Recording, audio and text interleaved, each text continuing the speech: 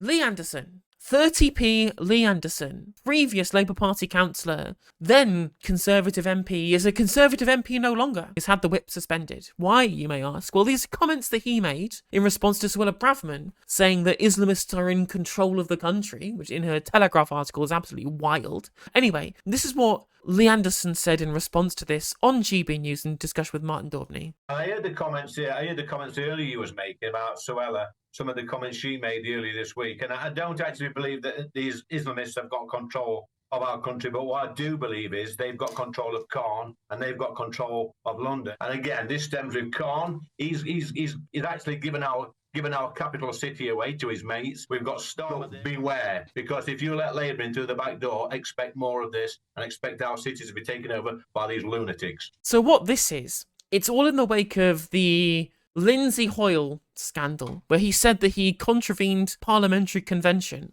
because he was scared for the safety of MPs because of the potential for reprisals from pro-Palestinian protesters. So when he talks about people in the streets, he's talking about Palestinian protesters. When he talks about Sadiq Khan's mates, he's talking about Palestinian protesters. And this is all under the auspices of trying to imply the people who protest in support of Palestine and against the actions of the State of Israel with their incursion into Gaza is somehow a radical Islamist, when obviously that's not true. There are atheists, Christians, Muslims, Jews, all people of different faiths and ethnicities on these marches for Palestine. And this is all complete nonsense. But this gesturing towards a lot of great replacement theory style stuff. A lot of this large brush that he is using to tarnish huge swathes of the population. He has had his whip suspended under the accusation of Islamophobia from the leadership, which I believe this is. I believe this is Islamophobic that he's engaging in here. When he says that the Islamists are in control of Sadiq Khan just because he's a Muslim. This is puppet masters kind of stuff. Exactly. It's the same kind of conspiratorial nonsense that anti-Semites will say about Jewish people in control of things when they're not. And I think he's rightly and justly been suspended.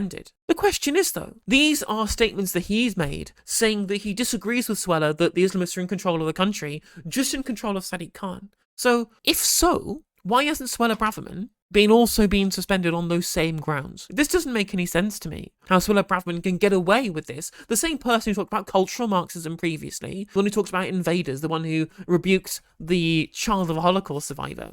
Why she gets away with all of this stuff, whilst also being the person who leaked the documents through email. All of these things are just kind of beyond the pale, and worse than what Lee Anderson has said here. Yet she, somehow she managed to get away with all of this. I have no idea why. Now, this is definitely not the first time that we've seen the Conservative Party not even stray into Islamophobia, but to wade in to their Islamophobia, because they are an institutionally Islamophobic party. I fully believe that 100%.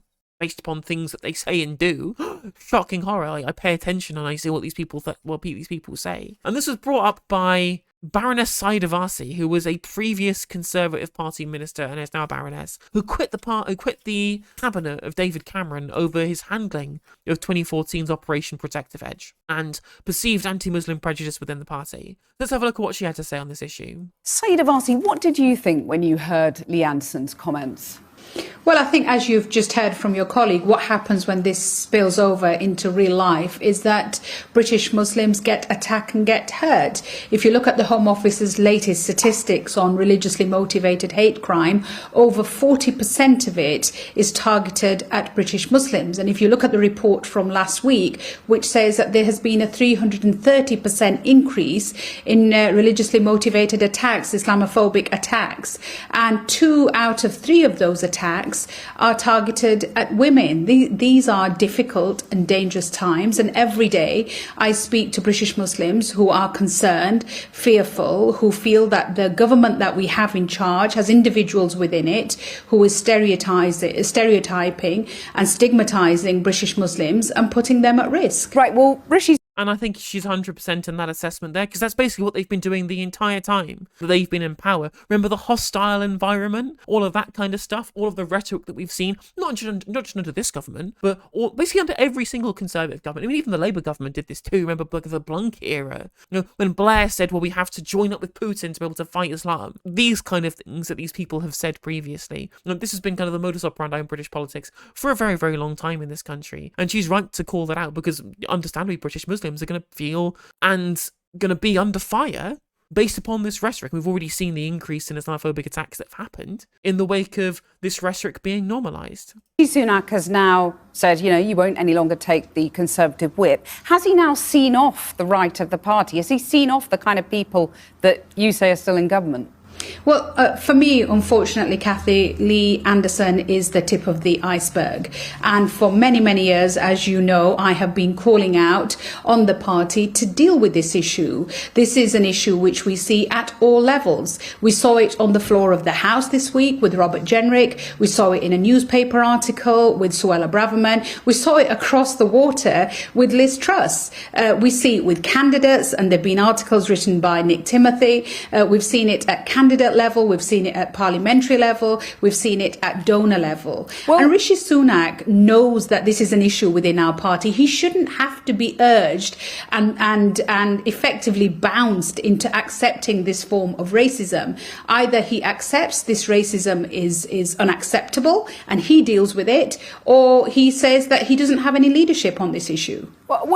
Exactly, literally 100% correct. And she details so many different instances and so many different people who are implicated in these kind of things. Somebody made a really interesting point in chat as well, saying, well, now they've gotten rid of their token son of a minor working class background type person. I wonder why Lee Anderson is the one who got the chop. I wonder why Lee Anderson was the one they targeted with these accusations of Islamophobia, rather than, say, the posh private schooled ones who've said way worse things than he has. I think he said bad things and he should be suspended the whip. But Suella Braverman, the posh one, how does she get away with it? Why do the people in the background as well get away with it? The posh ones do. A bit weird, don't you, chat? It's almost like they want to further this narrative. First of all, they want to get rid of the people who are outside of their class spectrum. But on top of that, they also want to further this narrative that actually the people who really do the Islamophobia are the ones from the bottom, that only working class people are the racist ones, and posh people are the ones who have legitimate concerns about the Islamification of Britain or something like that. Which is an interesting dynamic that you get there. When, of course, this is an elite thing. Elites take racism and then pass it down to people. It's from the top down. It's not from the bottom up, as Carlos famously said previously in terms of structural prejudice in this country. But she's right to call all of these people out. Remember that kid we saw that Owen Jones interviewed at the Conservative Party conference, just running off great replacement conspiracy theory stuff? That's the kind of thing that's really kind of mainstream conservative thought, not liberal conservatism,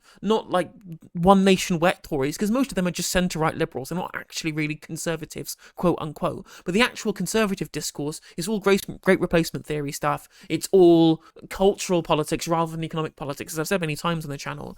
And it's super prominent and super agreed upon that, they've got this problem with Islam. Yeah, isn't it weird? Isn't it super weird, chat? That when there are so many instances, right? Here is a story where we have 300 allegations of Tory Islamophobia sent to the Equalities Watchdog, the EHRC, from the Muslim Council of Britain, right? Huge swathes of allegations.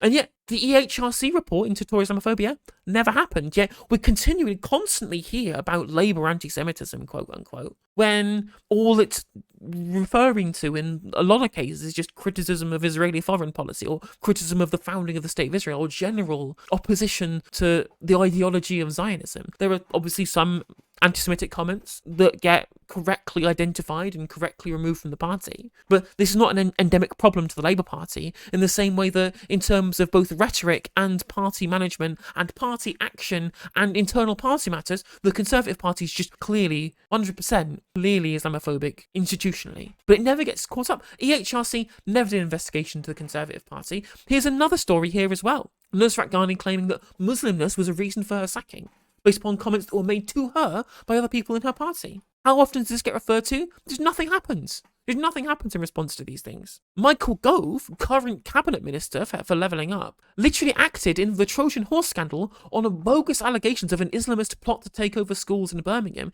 He was told that these things were likely bogus and still pressed on with these things because it was politically convenient for them to do so and it followed their own ideological goals. It reconfirmed to them their bias against Islam and Muslims specifically, even though the letters that he was receiving had been told him they were most likely not even true. He still followed through with it because they saw it as an electoral tool and an ideological tool for them. And this has been the case with the Conservative Party since time immemorial. They've always been like this, from Enoch Powell all the way through to Suella Braverman. It's a constant through line of this kind of rhetoric, which is why I get absolutely pissed off with the Gavin Barwells of this world, the Sajid Javids of this world, the liberal Tories, quote unquote, saying, so unedifying to hear this coming out of our party. I'm like, you've been to conferences, you've met these people, you know they have these opinions, they've had these opinions for ages. Saida Varsi resigned from the cabinet in 2014. That's a decade ago. She's been talking about this ever since. Why is it only when they outwardly say it,